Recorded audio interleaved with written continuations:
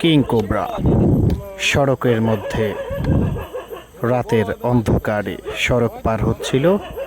সচেতনমূলক video সকলে দেখবেন, বিশেষ করে এখন যেহেতু গরমের সিজন বা গরমকাল, আর এই গরমের সময় কিন্তু কিং কোবরা বা গোখরা সাপ এগুলো কিন্তু জনসম্মুখে বেরিয়ে আসে গরমের কারণে। পথযাত্রী কিছু পথিক হেঁটে যাচ্ছিল রাস্তা দিয়ে রাতের অন্ধকারে, তাদের হাতে লাইট থাকার কারণে তারা বেঁচে গিয়েছে এ যাত্রায়। ঘটনাটি কিছুক্ষণ আগেই মাগরিবের নামাজের পরে ঘটেছে। রাস্তার মধ্য দিয়ে হেঁটে যাচ্ছিল তারা, তাদের সামনে এই গোখরা সাপটি পড়েছে।